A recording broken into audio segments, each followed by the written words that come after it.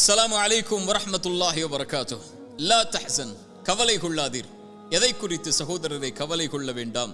எதிர்காலத்தை குறித்து, நாளையை குறித்து. நாளை என் வாழ்க்கையில் என்ன நடக்கும்? எதை நான் பெறுவேன், இழப்பேன்? யாரிடத்திலே வந்து சேர்வார்கள்? யாரை விட்டு நான் பிரிவேன்? ஒருவேளை என்னுடைய தொழிலில் நஷ்டம் ஏற்பட்டால், ஒருவேளை எனக்கு வேலையை அவர்கள் நிறுத்திவிட்டால், ஒருவேளை நான் மரணித்து விட்டால் என் குடும்பத்தின் நிலைமை என்ன? பிள்ளைகளின் எதிர்காலம் என்ன? ஒருவேளை என்ற 1000 எதிர்காலத்தை பற்றிய கேள்விகளின் பயத்தோடு ஒரு மனிதன் இன்றைய நேரத்தை கழிப்பதால் அந்த பயமே அவனுடைய இன்றைய நாளையும் அழித்து நிகழ்காலத்தை தரைமட்டமாக்கி விடுகிறது. அந்த கவலையிலேயே மூழ்கி எதிர்காலத்தை நோக்கி நகராமல் இருளில் ஒரு மனிதன் தன்னை ஆக்கிக் கொள்கிறான். என் தோழனே, என் சகோதரனே, நாளை என் வாழ்வில் என்ன நடக்கும்? நான் எதை நோக்கி செல்கிறேன்? எதை நான் பெறுவேன் என்ற கல்வி யாரிடத்தில் இருக்கிறது? இறைவன் சொல்லுகிறான், எந்த ஒரு உயிரும் அறியாது அது நாளை எதை செய்யும் என்று. இறைவன் மேலும் சொல்லுகிறான், ஒரு செயலை நாளை நான் செய்வேன் என்று சொல்லாதீர்கள். எதுவரை? இறைவன் நாடினாலே அன்றி என்ற வார்த்தையை சேர்க்காமல் என்ன சொல்ல வருகிறான்? எதிர்காலத்தை பற்றிய எல்லா கல்வியும் இறைவன் ஒருவனிடத்தில் தான் இருக்கிறது. இறைத்தூதர் ஸல்லல்லாஹு அலைஹி வஸல்லம் சொன்னார்கள், இந்த வானங்கள் பூமிகளை இறைவன் படைப்பதற்கு முன்னதாக 50,000 ஆண்டுகளுக்கு முன்னதாகவே மனிதர்களின் விதியை இறைவன் எழுதிவிட்டான்.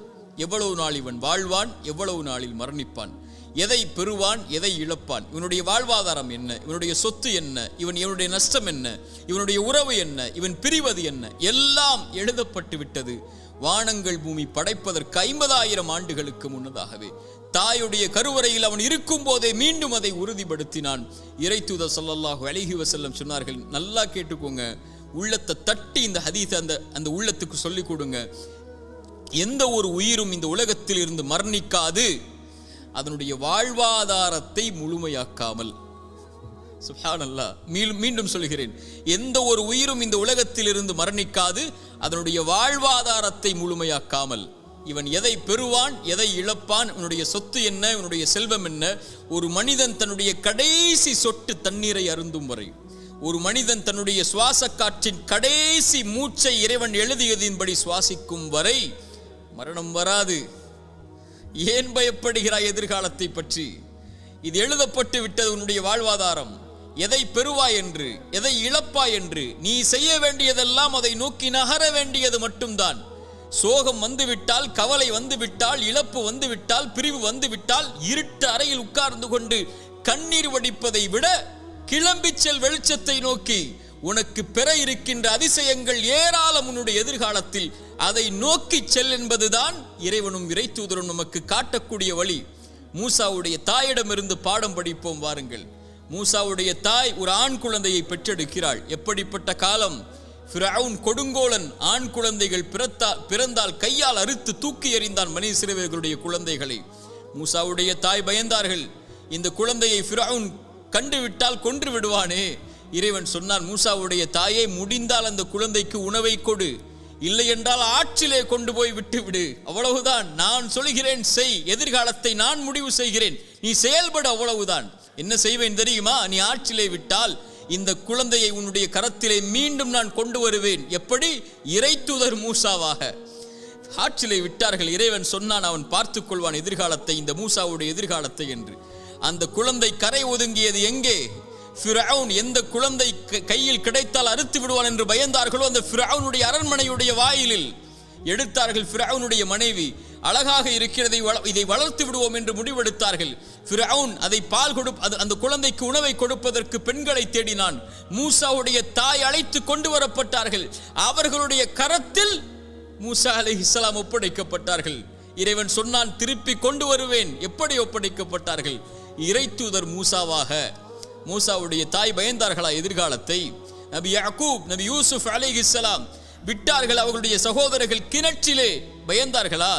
அவர்களை அந்த கிணறுதான் அவர்களை அரண்மனைக்கு கொண்டு சென்றது. அவர்கள் சிறையில் அடைக்கப்பட்டார்கள். அந்த சிறைச்சாலை தான் அவர்களை சிம்மாசனத்திலே உட்கார வைத்தது. நபி யூசுப் பயந்தார்களா? எத்துணை இறைத்தூதர்களுடைய வாழ்க்கை ஆரம்பத்தில் எப்படி இருந்தது? இறைவன் சொன்னான், எதிர்காலத்தை பற்றி அவர்கள் கவலைப்படவில்லை. நபி நூஹ் கப்பல் கட்டினார். அங்கே வெள்ளம் இருந்ததா, ஆறு இருந்ததா, மலையை இறைவன் கொண்டு வருவான் என்று சொன்னான். அவன் கொண்டு வருவான். என் வாழ்வை சிறந்ததாகத்தான் இறைவன் அமைத்திருப்பான் என்று நான் நம்புகிறேன். அவன் அப்படித்தான் அமைத்திருப்பான். இன்று சோகம் நாளையது மகிழ்ச்சியாக மாறும். இன்று கண்ணீர் நாளையது அது சந்தோஷமாக மாறும்.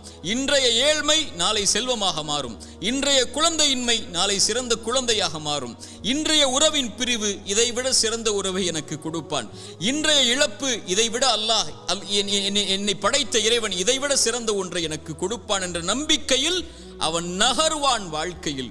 இறைத்தூதர் ஸல்லல்லாஹு அலைஹி வஸல்லம் சொன்னார்கள், இறைவன் மீது வைக்க வேண்டிய நம்பிக்கையை நீங்கள் உறுதியாக வைத்தால் எல்லா நேரங்களிலும் என் இறைவன் மீது நம்பிக்கை வைக்கிறேன், அவன் எனக்கு போதுமானவன்.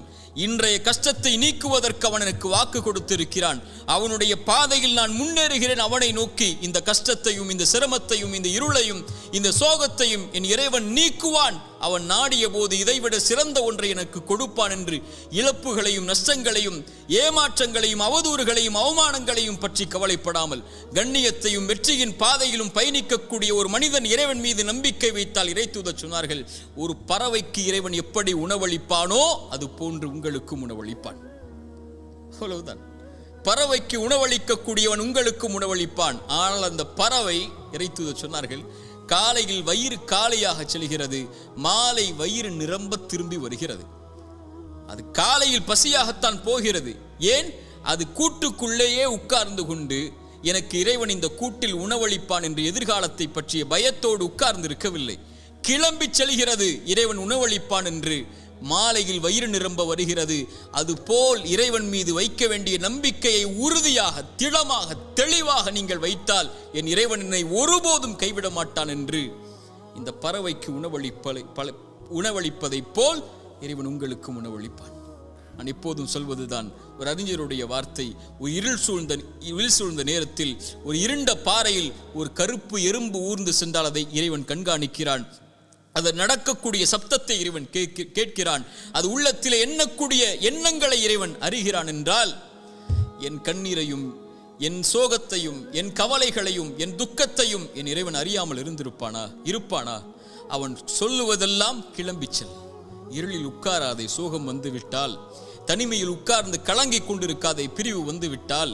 ஒன்றை இழந்து விட்டால் துவண்டு விடாதே, கிளம்பி செல். அடுத்தடுத்த வாழ்க்கை உனக்கு எதிர்நோக்கி இருக்கக்கூடிய அதிசயங்கள் ஏராளம். உட்கார்ந்து கொண்டால் கிடைத்து விடாது மானிடா, கிளம்பி செல். இறைவன் உன்னை சிறந்த வாழ்க்கையில் வாழ வைப்பான்.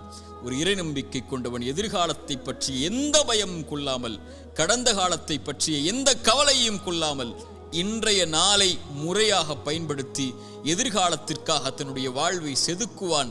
என்ன நடந்தாலும் எது ஆனாலும் என் இறைவனின் நாட்டத்தின்படிதான் நடக்கும் என்ற நம்பிக்கையில், அது இறைவன் நாடியதை நான் பெறும் வரை எனக்கு மரணம் வராது என்ற நம்பிக்கையில் அவனுக்கு இறைவன் அமைத்த நேர்த்தியான நேர்மையான அந்த விதியின் மீது நம்பிக்கை கொண்டு அப்படிப்பட்ட இறை நம்பிக்கையாளர்களாக நாம் மாறினால் நம்முடைய எதிர்காலத்தை பற்றிய கவலைகள் நம்மை விட்டு மறையும்.